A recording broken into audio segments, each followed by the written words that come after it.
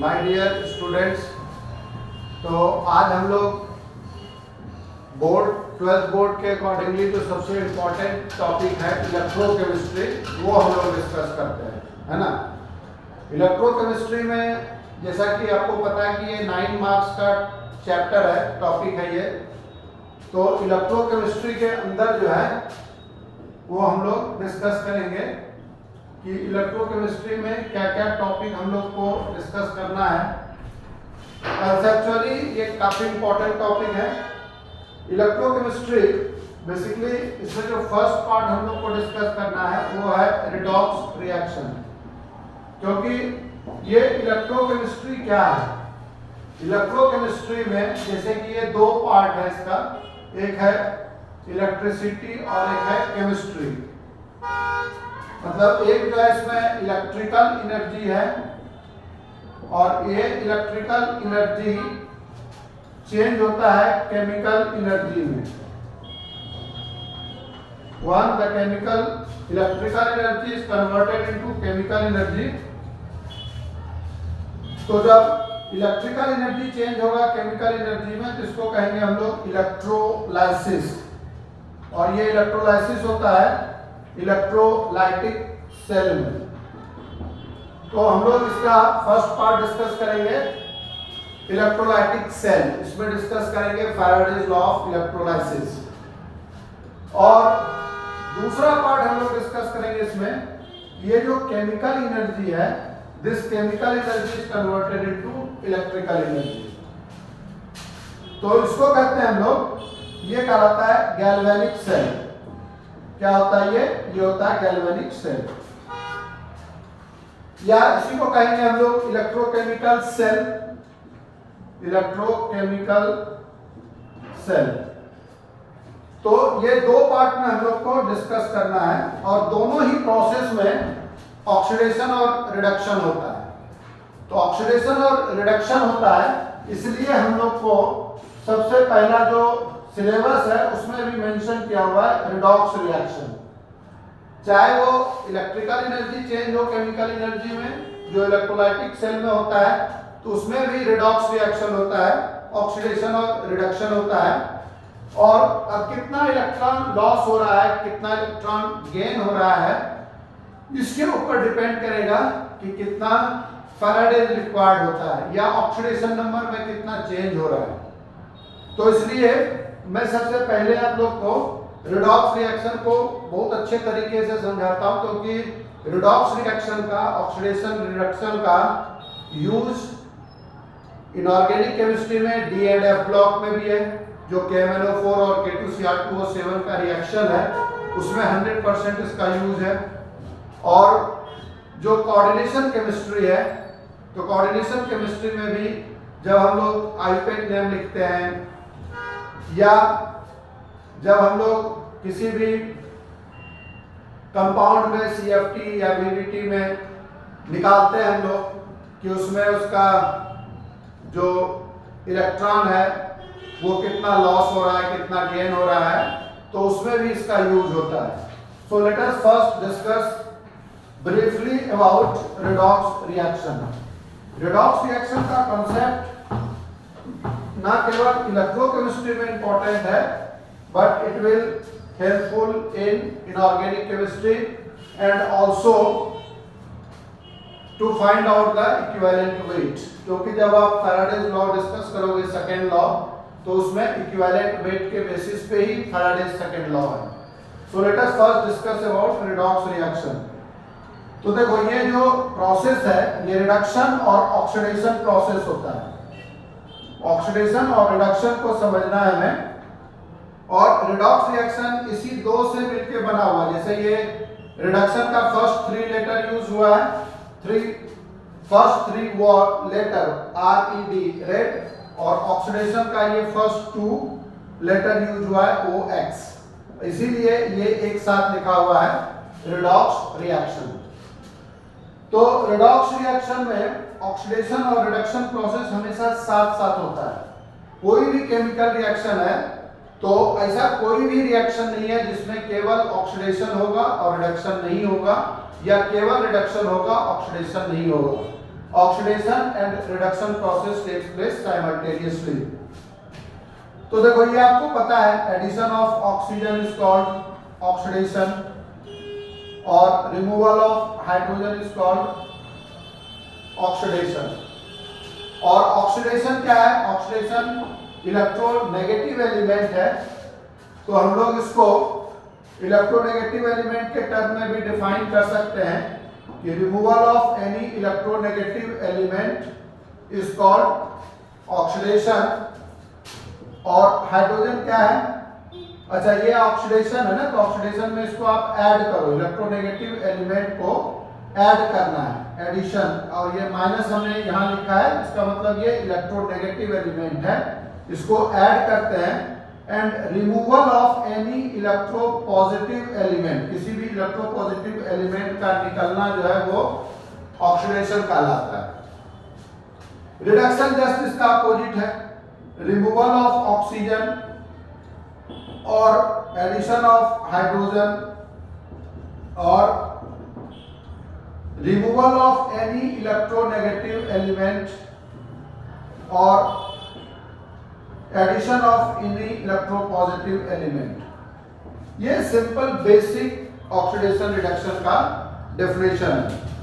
अब जो हम लोग यूज करेंगे इसको ऑक्सीडेशन और रिडक्शन को, वो हम लोग यूज करेंगे इलेक्ट्रॉन के टर्म में। तो ये देखो ये काफी इंपॉर्टेंट है आपके लिए। Loss of electron is called oxidation. ये जो ऑक्सीडेशन है इस साइड लिखते हैं हम, क्योंकि ऑक्सीडेशन इस साइड है।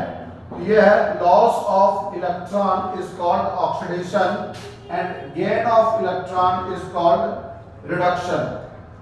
जैसे मान लो सोडियम है, सोडियम यदि एक इलेक्ट्रॉन लूज कर रहा है, लॉस कर रहा है, ये लॉस ऑफ इलेक्ट्रॉन ऑक्सीडेशन है। और जैसे ये क्लोरीन है, माइनस है, और ये एक इलेक्ट्रॉन जो है वो गेन करता है, तो क्लोरीन यदि गेन करेगा तो क्लोरीन Cl से Cl माइनस में चेंज होगा, ये क्या करेगा? ये एक इलेक्ट्रॉन गेन करेगा। तो जब क्लोरीन एक इलेक्ट्रॉन गेन करता है तो loss of electron is called oxidation and gain of electron is called reduction. Short में इसको याद रख सकते हो आप, LOE, loss of electron is oxidation, तो जो गेन ऑफ इलेक्ट्रॉन है वो रिडक्शन होगा।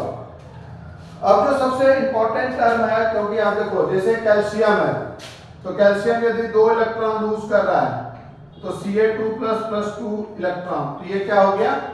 ये हो गया ऑक्सीडेशन। इस तरीके से हम लोग इलेक्ट्रॉन के टर्म में ऑक्सीडेशन और रिडक्शन को डिफाइन करते हैं।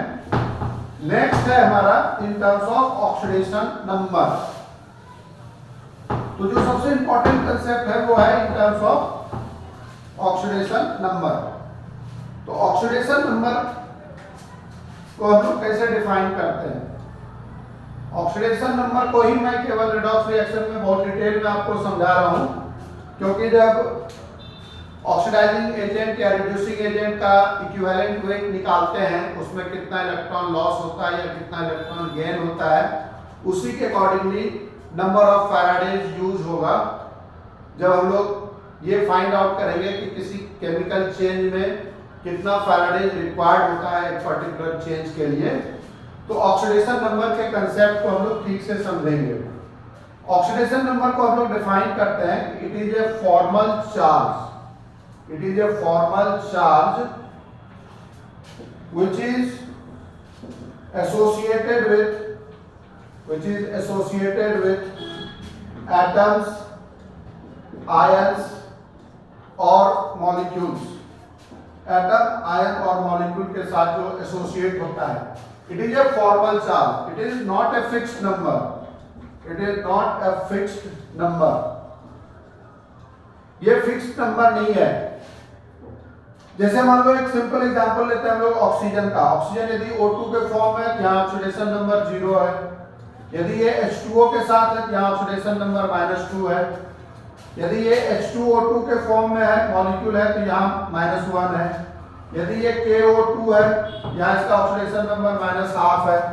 और यदि ये O2F2 है, तो O2F2 में ऑक्सीजन का ऑक्सीडेशन नंबर +1 है।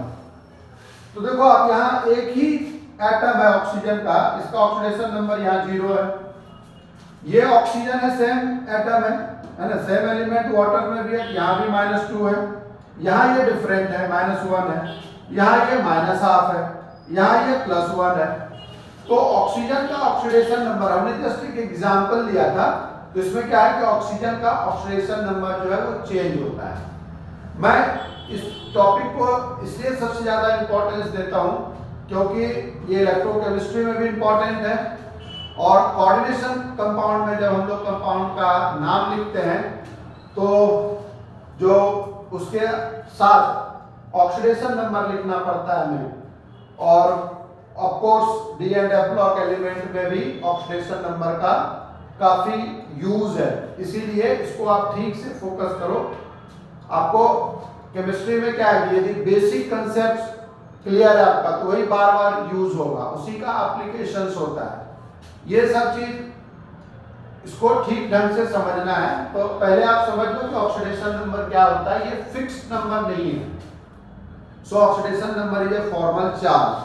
अब मैं आपको रूल बता देता हूं बड़े आराम से, क्योंकि ये टॉपिक को यदि आप समझ लिए तो आपको 9 मार्क्स का जो चैप्टर है इलेक्ट्रोकेमिस्ट्री, ये 7 मार्क्स का डी एंड एफ ब्लॉक है और 7 मार्क्स का कोऑर्डिनेशन केमिस्ट्री है। तो 7 7 14 और 9 23, तो 23 मार्क्स में एटलीस्ट 14-15 मार्क्स डायरेक्टली और इनडायरेक्टली जो है कंसेप्ट पे बेस्ड है। मैं ये नहीं कह रहा कि ऑक्सीडेशन नंबर ही पूछेगा कि इसका कितना निकलता है, तो इसलिए इसको ठीक ढंग से समझना है। तो मैं इसके लिए रूल बता देता हूं कि कैसे हम लोग ऑक्सीडेशन नंबर को निकालते हैं, और to find out the oxidation number of any given element in a molecule. तो देखो रूल को आपको समझना है। रूल क्या बोलता है, इसका फर्स्ट रूल है, लिख लो आप लोग, रूल 1। देखो मेरे कहने का ये मतलब है कि जब आप मेरा लेक्चर फॉलो करते हो तो आपको पेन पेंसिल साथ में रखना है, वो मेन पॉइंट केवल आप उसको जॉट डाउन कर लो, लिख लो, ताकि आप मेंटली इसमें इन्वॉल्व रहो, है ना। ये काफी इंपॉर्टेंट टॉपिक है, इसलिए मैं आपको बार बार ये सजेशन दे रहा हूं कि इसको ठीक से समझो। पहला क्या है, द ऑक्सीडेशन नंबर, शॉर्ट में लिख रहे हैं ऑक्सीडेशन नंबर, जब आगे इसमें हम लोग ON लिखेंगे ये होगा oxidation number. So the oxidation number of an element in their elementary form is always 0। ये हमेशा 0 होता है। जैसे मान लो ऑक्सीजन O2 है, O3 है, इसमें ऑक्सीडेशन नंबर फास्फोरस है P4, सल्फर है S8, सोडियम है, तो यहाँ इसका ऑक्सीडेशन स्टेट जो है वो फ्री स्टेट में हमेशा 0 होगा। फ्री स्टेट यदि है, जैसे सपोज एल्यूमिनियम है, तो फ्री स्टेट में 0 है oxidation state. So the oxidation number of an element in their elementary state is always 0।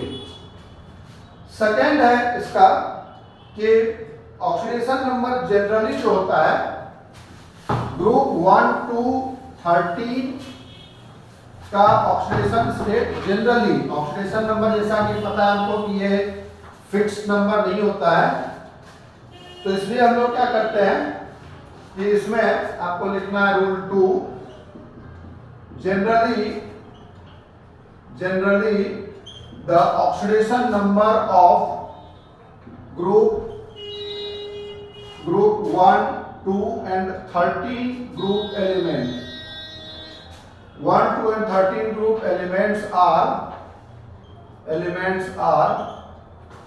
+1, +2 and +3 respectively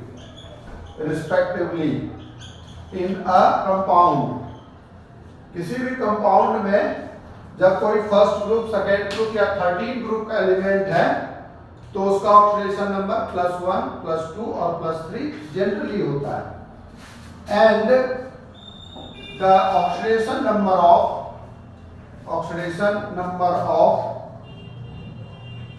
group 17, 16 and 15th group elements are 15th group elements are -1, -2 and -3 respectively. जैसे मान लो कि compound दिया हुआ आपको Na2SO4, तो Na2SO4 है तो sodium, जैसे सल्फर का हमें निकालना है, इसको मान लेंगे X, और सोडियम फर्स्ट ग्रुप में इसके लिए इसका ऑक्सीडेशन स्टेट कितना है, +1 है। ऑक्सीजन है तो ऑक्सीजन का ऑक्सीडेशन स्टेट कितना है, -2 है। तो इस तरीके से हम लोग जो अननोन एलिमेंट है उसका ऑक्सीडेशन नंबर निकाल सकते हैं, हम लोग निकाल लेंगे। उसके बाद हम लोग डिस्कस करते हैं इसमें कि जो ऑक्सीडेशन नंबर है इसका, ऑक्सीडेशन नंबर ऑफ ऑक्सीजन, क्योंकि ऑक्सीजन मोस्टली ये रूल थर्ड हम लोग डिस्कस करते हैं कि the oxidation number of oxygen is generally -2, but when it is attached with more electronegative element,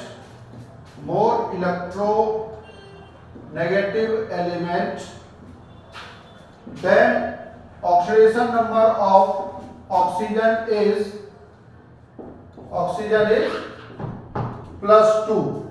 oxygen का ऑक्सीडेशन स्टेट क्या होता है, वह +2 होता है। जैसे मॉलिक्यूल है OF2, यहां इसका ऑक्सीडेशन स्टेट +2 होगा। And in case of peroxide bond, the oxidation number of oxygen is -1। जब पेरोक्साइड बॉन्ड होगा, पेरोक्साइड बॉन्ड किसको कहते हैं, जब ऑक्सीजन ऑक्सीजन के बीच सिंगल बॉन्ड होता है, that is called peroxide bond, और यहां इसका ऑक्सीडेशन स्टेट -1 होता है। And in case of super oxide the oxidation number of oxygen is equal to, यहां इसका ऑक्सीडेशन स्टेट क्या होता है, -12 होता है। तो देखो आपको जैसे ये पूरे केमिस्ट्री में ऑक्सीजन से ज्यादा इलेक्ट्रोनेगेटिविटी केवल फ्लोरीन का होता है, यहां इसका ऑक्सीडेशन स्टेट +2 हो जाएगा, क्योंकि आपको पता है कि electronegative element FON form, fluorine की इलेक्ट्रोनेगेटिविटी मैक्सिमम है 4, ऑक्सीजन 3.5 और नाइट्रोजन का 3 होता है। ये आपको याद रखना, ये हाइड्रोजन बॉन्ड वगैरह में भी यूज होता है। तो ऑक्सीजन से ज्यादा इलेक्ट्रोनेगेटिव एलिमेंट केवल फ्लोरीन है, यहाँ ये +2 होगा। जैसे पेरोक्साइड है, H2O2 है, हाइड्रोजन पेरोक्साइड, इसका ऑक्सीडेशन स्टेट -1 होगा। और जब ये सुपर ऑक्साइड होता है, जैसे KO2 है, तो KO2 में ये -12 होगा। तो ये इस तरीके से ऑक्सीजन, इसलिए हम स्पेशली डिस्कस करते हैं कि मैक्सिमम कंपाउंड में ऑक्सीजन अटैच होता है। उसके बाद रूल 4 हम लोग डिस्कस करते हैं हाइड्रोजन का। Generally the oxidation number of hydrogen is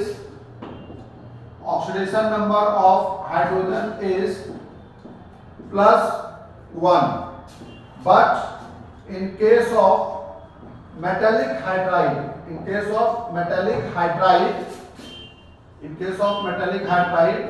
the oxidation number of hydrogen is equal to -1। जैसे मान लो H2O है तो +1, NH3 है तो हाइड्रोजन का कितना है, +1।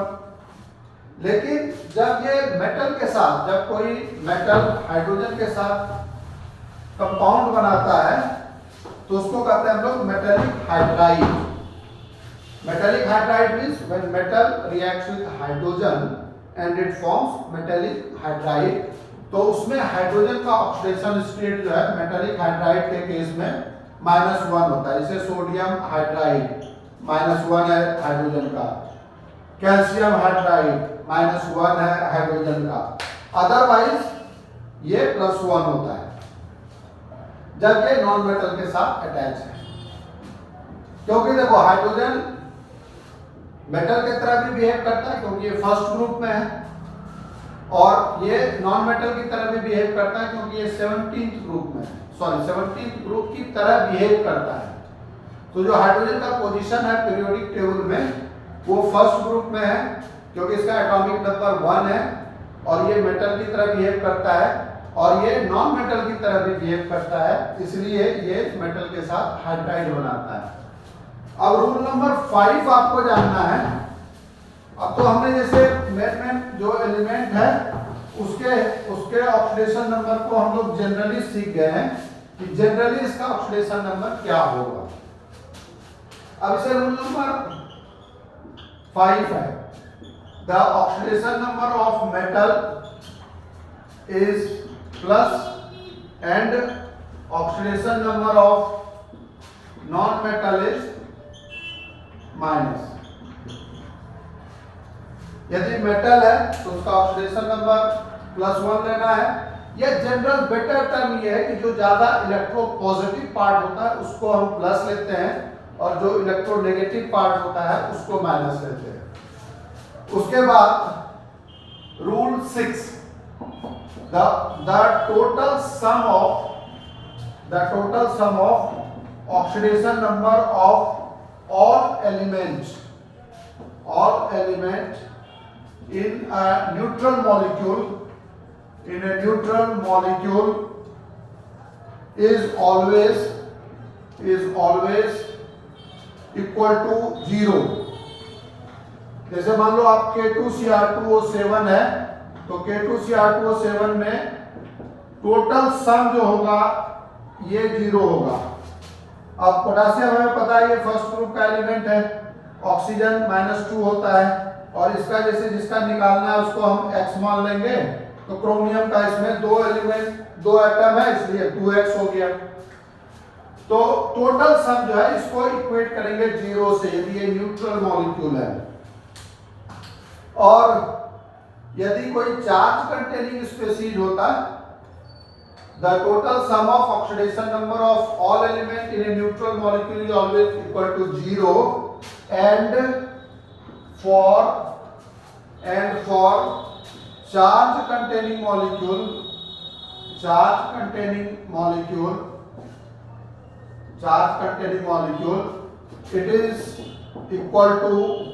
it is equal to their charge। जैसे मान लो आपको MnO4 माइनस दिया हुआ है, इसका टोटल सम जो है वो -1 के इक्वल होगा, -1 के बराबर होगा।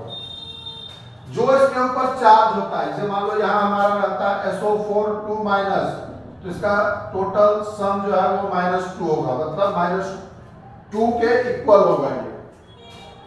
क्योंकि मान लो जिसका आपको निकालना है, समझ लो आप इसको, जैसे जिसका निकालना है उसको x मान लेंगे, और ऑक्सीजन का -2 होता है × 4, इसको -2 से इक्वेट करेंगे। तो यहां देख लो आप क्या हो रहा है, x - 8 = -2, तो x = -2 और +8, ये +6 हो गया। ये वैल्यू यदि आप यहाँ +6 रखते हैं और ये -2 × 4, तो +6 - 8 = -2, तो आपका आंसर क्या है, सही है।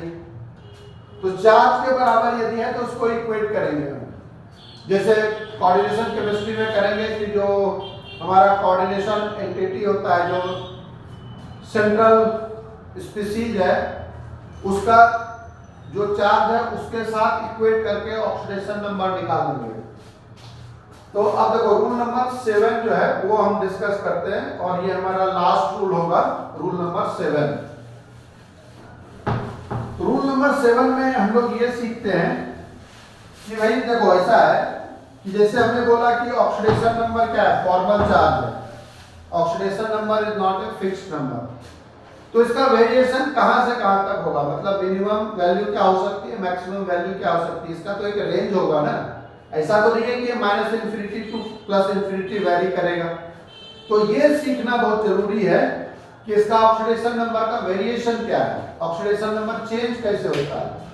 तो इसमें होता है the maximum oxidation number of an element, the maximum oxidation number of an element is equal to their group number.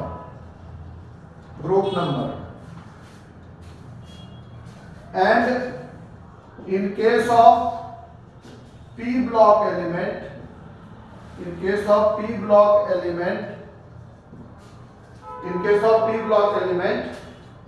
the maximum oxidation number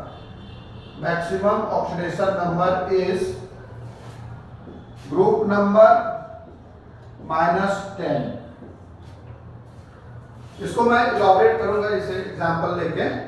और जो मिनिमम ऑक्सीडेशन नंबर होता है, minimum oxidation number is equal to maximum oxidation number -8। तो जो minimum oxidation number होगा वो maximum से उसको माइनस कर देंगे 8 से। जैसे देखो, आपको फॉर एग्जांपल सल्फर लेते हैं, तो सल्फर लेते हैं, तो सल्फर के केस में सल्फर का ग्रुप नंबर आपको पता है। ग्रुप नंबर सल्फर का कितना होता है? 16 होता है। तो ये सल्फर पी ब्लॉक का एलिमेंट है ना। ये आपको पता ही है कि जब 13 के बाद 18 तक होता है तो पी ब्लॉक का एलिमेंट होता है ना।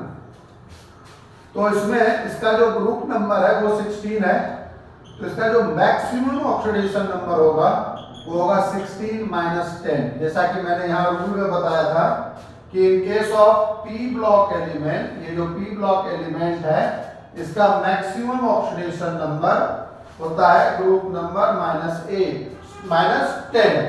तो ये ग्रुप नंबर कितना है? 16 है, -10 करेंगे तो ये जो हमारा सल्फर है या कोई भी एलिमेंट जो ग्रुप 16 में है उसका मैक्सिमम ऑक्सीडेशन स्टेट +6 होगा। +6 से ज्यादा कहीं नहीं हो सकता है। और यदि कहीं +6 से ज्यादा हो रहा है तो इसका मतलब उसमें कुछ गड़बड़ है, आपको चेक करना होगा कि ये ज्यादा क्यों हो रहा है। और इसका मिनिमम ऑक्सीडेशन स्टेट होगा, मिनिमम जैसे आपको पता है मैक्सिमम -8, ये -2 है, मतलब मिनिमम -2 होगा सल्फर का और मैक्सिमम +6 होगा। मतलब -2 से कम हो नहीं सकता, -3 -4 कुछ नहीं हो सकता, और +6 से ज्यादा नहीं हो सकता। और दूसरा बात है कि ऑक्सीडेशन नंबर जो है फ्रैक्शन भी हो सकता है। जैसे आपको पता है कि oxidation number is not a fixed number. जैसे हमने एग्जांपल भी लिया था कि O2 में ऑक्सीजन का ऑक्सीडेशन स्टेट -12 होता है। तो इस तरीके से हमने सारे रूल डिस्कस किए। मैं इसमें 2 एग्जांपल आपको बताता हूं क्योंकि ये टॉपिक 11th क्लास का है। मैं बहुत डीप में नहीं जाऊंगा, जैसे बैलेंसिंग वगैरह नहीं सीखेंगे हम लोग, लेकिन इसको मैं इसलिए सबसे ज्यादा इंपॉर्टेंट मानता हूं, समझता हूं, क्योंकि इसकी यदि क्लैरिटी है तो कहीं कोई दिक्कत नहीं है। ये जैसे मैंने बताया आपको कि ये 23 मार्क्स में 12, 13, 14 मार्क्स जो है, 13, 14 मार्क्स जो है वो इसी पे बेस्ड होता है 3 चैप्टर में। तो मैं 2 एग्जांपल लेता हूं। जैसे अभी एक लेता हूं H2SO5 का।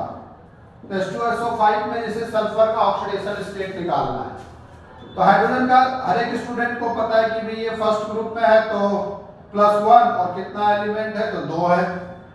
इसका मतलब हाइड्रोजन का 2 एटम है। सल्फर का X मान लिए और ऑक्सीजन का -2 × 5 होता है, ये 0 होता है। तो 2 + x - 10 = 0, x - 8 = 0, x +8। स्टूडेंट कहता है कि सर इसका ऑक्सीडेशन स्टेट +8 है। अभी हमने देखा कि ऑक्सीजन का मतलब ये जो सल्फर है, सल्फर का ऑक्सीडेशन स्टेट +6 से ज्यादा हो ही नहीं सकता। अब दूसरा स्टूडेंट रिजिड हो जाता है कि सर अभी तो आपने रूल बताया था तो उसमें गलती क्या है, मिस्टेक क्या है। ऑक्सीजन का आपने बोला -2 रख दिया, 5 एटम है तो -10 हो गया, हाइड्रोजन 2 है तो x - 8 = 0 हुआ। तो ये तो कैलकुलेशन भी सही है। तो देखो इसमें क्या है कि जब इस तरह का केस हो तो उसमें आप इसके स्ट्रक्चर को लिखो।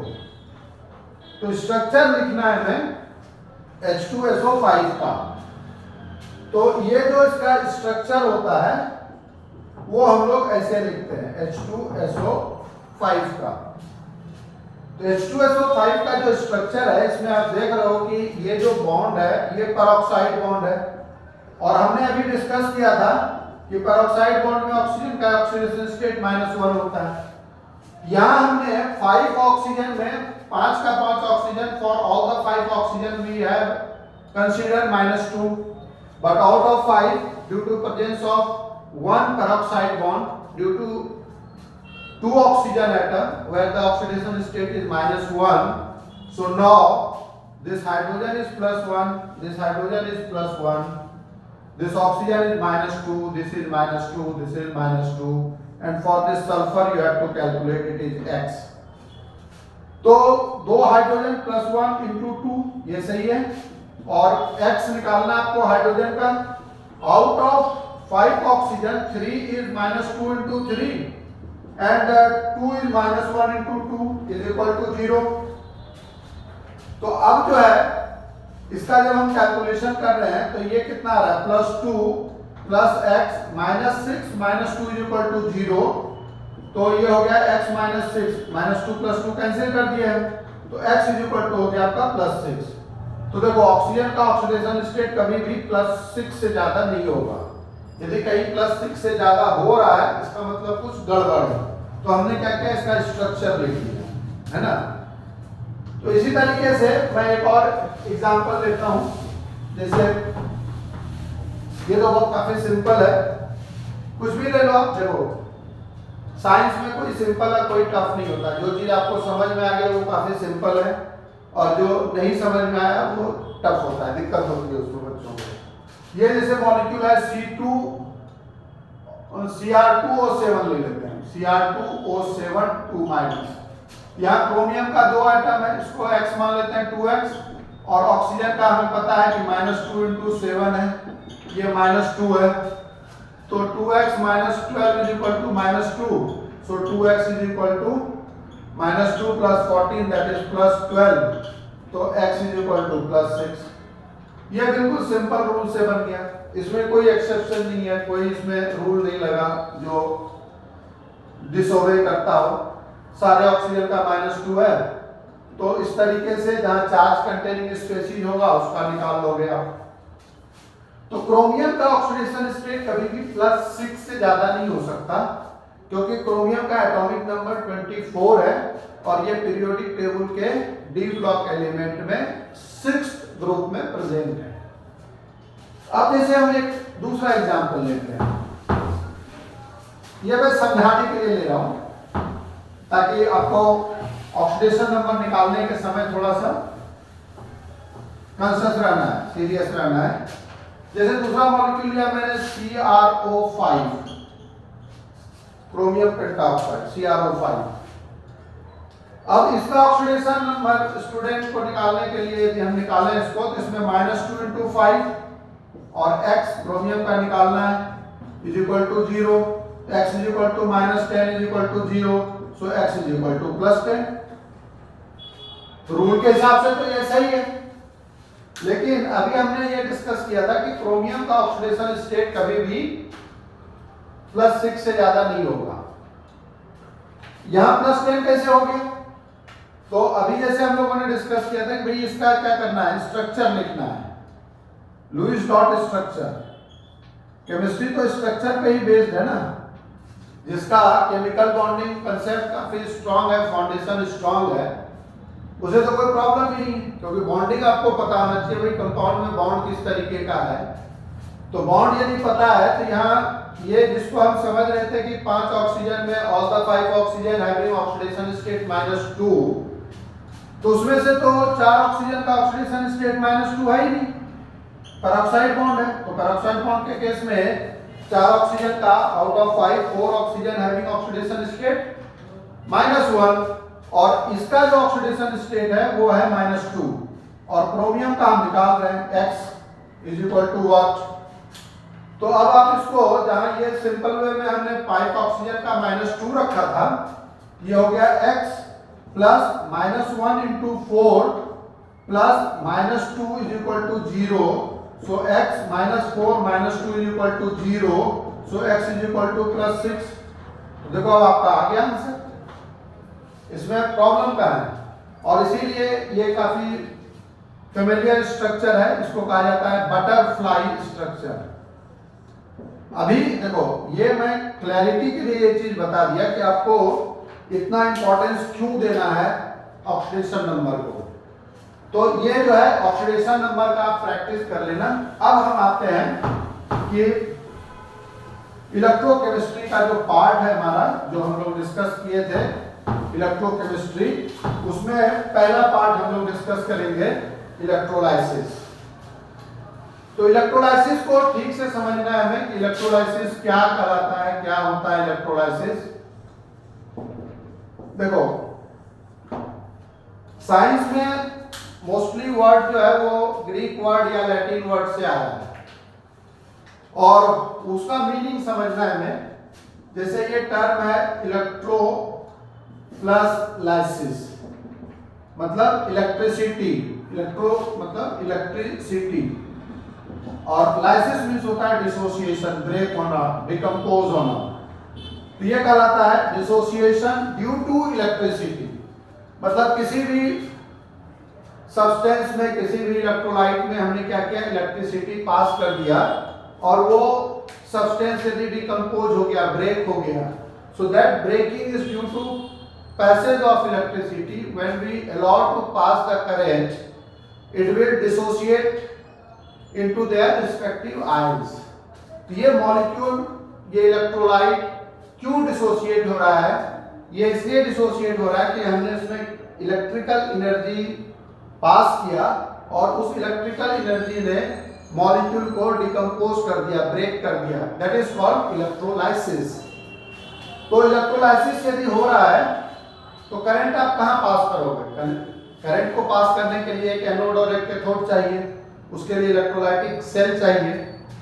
तो जो इलेक्ट्रोलाइटिक प्रोसेस होता है वो इलेक्ट्रोलाइटिक सेल में होता है और इलेक्ट्रोलाइटिक सेल में क्या आपका एक एनोड रखते हैं और एक कैथोड रखते हैं। आपको पता है कैथोड जो है ये नेगेटिव टर्मिनल का बना हुआ, नेगेटिव का बना हुआ है और ये पॉजिटिव बना हुआ है। नेगेटिव मींस वहां एक्सेस ऑफ इलेक्ट्रॉन है और यहाँ डिफिशियंसी ऑफ इलेक्ट्रॉन है। तो अब क्या करते हैं हम लोग कि इसको इलेक्ट्रिक सोर्स से अटैच करना होगा। मान लो किसी बैटरी से या किसी इलेक्ट्रिकल सोर्स से आप इसको अटैच कर दो, बैटरी से अटैच कर दो। तो बैटरी का जो पॉजिटिव टर्मिनल है उसको हम लोग क्या करते हैं, पॉजिटिव से अटैच कर देते हैं जो एनोड है, और जो इसका नेगेटिव टर्मिनल है उसको नेगेटिव से अटैच कर देते हैं। अब क्या होगा, इसमें करंट पास करेगा। तो करंट जब पास करेगा तो जैसे हम एक बिल्कुल सिंपल केस लेते हैं, NaCl मॉल्टन स्टेट में है। मॉल्टन स्टेट में है मतलब ये फ्यूज्ड स्टेट में है। There is only presence of NaCl, there is no water, water इसमें नहीं है। तो ये Na+ और Cl- में ब्रेक होगा। क्यों ब्रेक होगा? क्योंकि हम इसमें करंट को पास कर रहे हैं। अब देखो इसमें सपोज मान लो आपकी 20 मोल NaCl है, तो 20 मोल NaCl है तो सारे NaCl, कितना NaCl डिपॉजिट होगा, मतलब Na+ में और Cl- में, मतलब कितना सोडियम डिपॉजिट होगा और कितना क्लोरीन इवॉल्व होगा। ये डिपेंड करता है कि हम उसमें कितना इलेक्ट्रिसिटी पास कर रहे हैं। तो जितना आप इलेक्ट्रिसिटी पास करोगे उतना ही केमिकल सब्सटेंस लिबरेट होगा, डिपॉजिट होगा, और यही कहलाता है Faraday's law of electrolysis. Faraday ने क्या बताया था? फैराडे ने बताया कि इलेक्ट्रिसिटी जब हम पास करते हैं तो इलेक्ट्रिकल एनर्जी जो है वो केमिकल एनर्जी में चेंज होता है, और ये कहलाता है इसका quantitative aspects of Faraday's law of electrolysis. मतलब कितना क्वांटिटी लिबरेट हो रहा है, जनरेट हो रहा है, that is called quantitative aspects, कि कितनी क्वांटिटी लिबरेट होगी। अब जैसे देखो सिंपल रूल, सिंपल प्रिंसिपल की Na+ है तो प्लस जो है वो किधर मूव करेगा, प्लस मूव करेगा माइनस की तरफ, अपोजिट चार्ज की तरफ, जो यहाँ है ये जो कैथोड है उसके तरफ मूव करेगा Na। तो Na प्लस है, चार्ज है इस पे, और ये जो कैथोड है यहाँ माइनस है, तो Na प्लस यहाँ आया और एक इलेक्ट्रॉन गेन कर लिया इसने। तो एक इलेक्ट्रॉन गेन कर लिया तो ये सोडियम में कन्वर्ट हो गया। पहले चार्ज था, अब ये न्यूट्रल हो गया। इसको कहते हैं हम लोग प्राइमरी चेंज, प्राइमरी चेंज। ये सोडियम है, सोडियम Na के फॉर्म में ही एग्जिस्ट करता है, तो Na के फॉर्म में ये डिपॉजिट हो जाएगा, तो सोडियम का डिपोजिशन हो गया। तो सोडियम ने क्या किया, यहां आकर ये एक सोडियम ने एक इलेक्ट्रॉन को गेन किया, ये कहलाता है गेन ऑफ इलेक्ट्रॉन। अभी हम लोगों ने रिडॉक्स रिएक्शन में डिस्कस किया था कि गेन ऑफ इलेक्ट्रॉन क्या है, तो गेन ऑफ इलेक्ट्रॉन रिडक्शन है। तो रिडक्शन कहां होगा, इलेक्ट्रोलाइटिक सेल में, हमेशा ये कैथोड पे होगा। अब ये क्लोरीन है, क्लोरीन यहां से चलेगा, it will move towards positive terminal, positive electrode की तरफ जाएगा। तो ये क्लोरीन यहां आया और इसने एक इलेक्ट्रॉन लॉस कर दिया। क्या किया, एक इलेक्ट्रॉन को लॉस कर दिया इसने। लॉस क्यों किया, क्योंकि ये पॉजिटिव टर्मिनल है, इसके पास इलेक्ट्रॉन एक्सेस है, तो वहां आया, इसने ये लॉस कर दिया। तो जब कोई आयन किसी एलिमेंट्री फॉर्म में, एटम के फॉर्म में डिपॉजिट होता है तो उसको कहते हैं प्राइमरी चेंज। और क्लोरीन जो है वो Cl के फॉर्म में एग्जिस्ट नहीं करता, ये Cl2 के फॉर्म में एग्जिस्ट करता है, इसलिए दूसरे क्लोरीन के साथ मिक्स करके अटैच होकर ये Cl2 गैस लिबरेट करेगा। और ये जो क्लोरीन माइनस से Cl बना, इसको कहते हैं प्राइमरी चेंज। क्योंकि प्राइमरी चेंज का मतलब होता है जब कोई आयन अपने एटॉमिक फॉर्म में कन्वर्ट होता है तो उसको कहते हैं प्राइमरी चेंज, और ये मॉलिक्यूलर फॉर्म में चेंज हुआ, that is called secondary change. तो देखो आप, ये किसी बुक में नहीं लिखा हुआ है कि फैराडे ने जीरोथ लॉ दिया था, लेकिन ये कहलाता है generally it is called Faraday's zeroth law of electrolysis. Faraday zeroth law of electrolysis. मैंने ये नहीं बोला कि किसी बुक में नहीं लिखा हुआ, जनरली बुकों में मेंशन नहीं है, इग्नोर, जैसे कि फैराडे ने इग्नोर किया था। फैराडे ने बोला कि भाई ऑक्सीडेशन तो हमेशा एनोड पे होता है और रिडक्शन हमेशा कैथोड पे होता है। मतलब हम लोग शॉर्ट में इसको ऐसे याद रखते हैं, OA। Oxidation always takes place at anode and reduction always takes place at cathode, RC, है ना। OA, oxidation always takes place at anode, and RC, reduction always takes place at cathode. तो oxidation हमेशा होगा anode पे, reduction होगा cathode पे। ये कहलाता है जीरोथ लॉ ऑफ इलेक्ट्रोलाइसिस, जो बाद में केमिस्ट ने फैराडे के रिस्पेक्ट में ये बताया कि ये फैराडे ने इसको बहुत ज्यादा इंपॉर्टेंस नहीं दिया था, लेकिन ये हर एक जगह ये प्रोसेस होता है, इसीलिए ये कहलाता है oxidation occurs at anode and reduction occurs at cathode। तो अब देखो फर्स्ट लॉ क्या बताता है कि भाई ये सोडियम कैथोड पे कितना डिपॉजिट हुआ, कितना प्रेजेंट है उस पर डिपेंड नहीं करेगा, कितने देर तक के लिए करंट पास हुआ उसके अकॉर्डिंगली कितना सोडियम डिपॉजिट हुआ और कितना क्लोरीन डिपॉजिट हुआ, ये बताता है Faraday's first law of electrolysis. तो इसमें क्या करते हैं हम लोग कि first law according to Faraday's first law of electrolysis ये होता है W is directly proportional to Q। यदि आप इसका स्टेटमेंट लिखना चाहते हो तो इसी को हम लोग क्या करेंगे, ये लैंग्वेज ऑफ केमिस्ट्री है। W is directly proportional to Q means weight of the substance deposited or liberated at respective electrode is directly proportional to the charge pass through the electrolyte। अब देखो आप इसको मैथमेटिकल फॉर्म में convert करोगे तो इसको जब सॉल्व करोगे तो एक इक्वालिटी कांस्टेंट, प्रोपोर्शनलिटी कांस्टेंट आएगा, ये होगा W is equal to Z into Q। W क्या बताता है, W बताता है weight of substance, weight of substance deposited or liberated, weight of substance deposited or liberated, कि कितना वेट लिबरेट हुआ वो डिपेंड करेगा कि हम कितना देर तक के लिए इसमें चार्ज का फ्लो कर रहे हैं।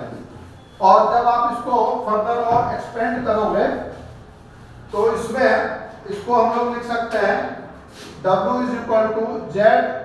आपको सबको पता है, फिजिक्स में आप पढ़ते हो कि Q is equal to I into T होता है।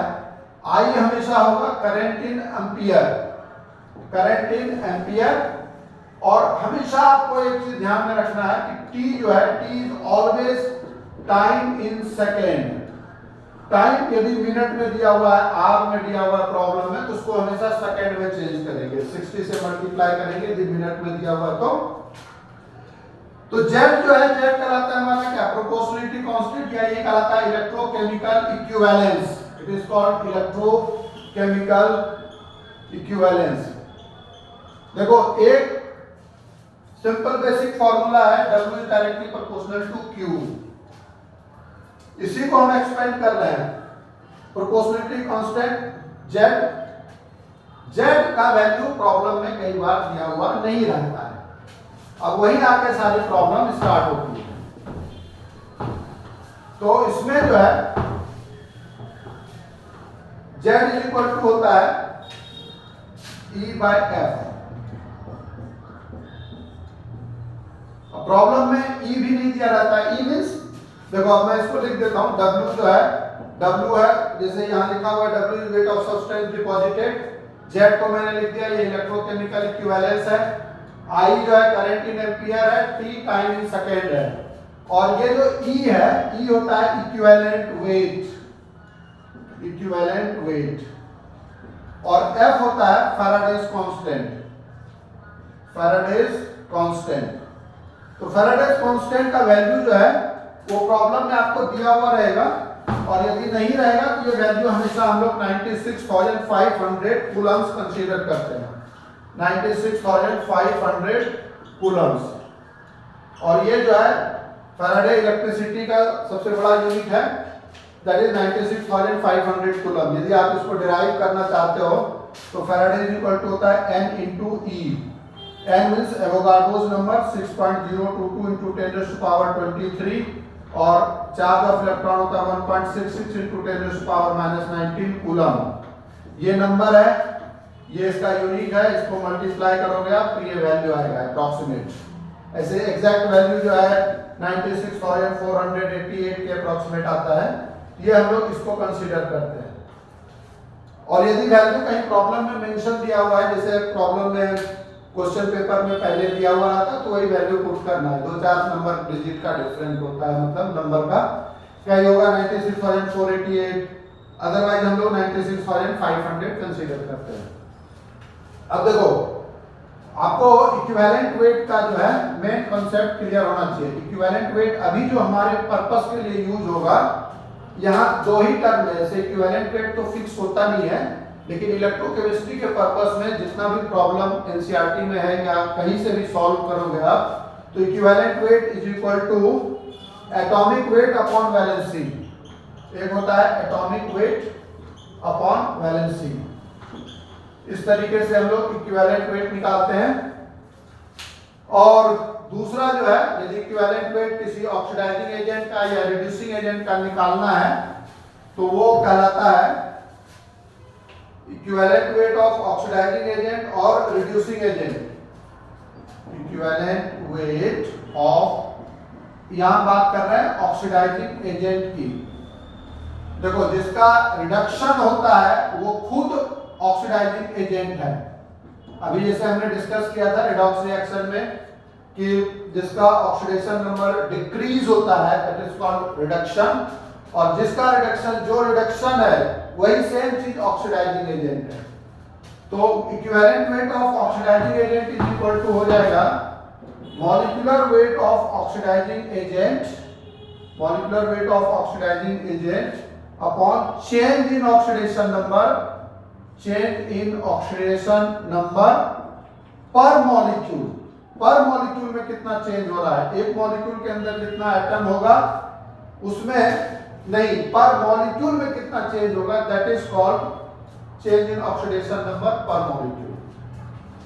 और यदि आपको रिड्यूसिंग एजेंट का निकालना है तो ऑक्सीडाइजिंग एजेंट के बदले आप लिख दोगे यहाँ reducing agent. Equivalent weight of reducing agent is equal to, तो जिसका ऑक्सीडेशन होता है वो रिड्यूसिंग एजेंट होता है। यह आ जाएगा molecular weight of reducing agent divided by change in oxidation number per molecule of reducing agent. तो इस तरीके से जब कोई प्रॉब्लम दिया हुआ रहेगा तो अब देखो आपका फाइनल इक्वेशन क्या है। दुनिया का कोई भी प्रॉब्लम यदि फर्स्ट लॉ से रिलेटेड होगा तो कोई भी प्रॉब्लम आप बना सकते हो, सॉल्व कर सकते हो। जैसा कि मैंने आपको थंब रूल बताया, कोई भी फिजिकल केमिस्ट्री में कोई भी प्रॉब्लम बनाने का, कि देखो प्रॉब्लम को बड़े आराम से पढ़ते हैं, जल्दी जल्दी हड़बड़ करने में प्रॉब्लम गलत हो जाता है। आप उसको पढ़ने में यदि 2 मिनट, समझने में 2 मिनट 3 मिनट लगाओगे तो सॉल्व वो 1 से 1.5 मिनट में सॉल्व हो जाएगा और 100% सही होगा। तो जो जो चीज दिया हुआ है वो लिख लेना है आपको। W is equal to Z into I into T, formula लिख लोगे आप, ये E/F I इंटू T। यदि वेट निकालना है ये फॉर्मूला लगा देंगे। यदि किसी प्रॉब्लम में वेट दे रखा है, टाइम निकालना है, तो टाइम निकालना है तो W into F upon E into time निकालना है तो ये I हो जाएगा, I निकालना है तो T हो जाएगा, और हमेशा लास्ट में वैल्यू पुट करना है।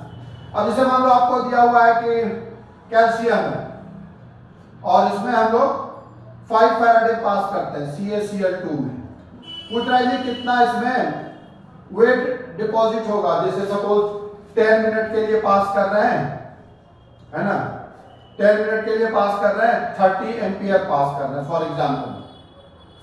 तो ये आपको फैराडे दिया हुआ है, ये 5 फैराडे दिए इसमें, और इसमें आपको टाइम भी दिया हुआ है 10 मिनट्स है, आई भी दिया हुआ है, एम्पियर है ना।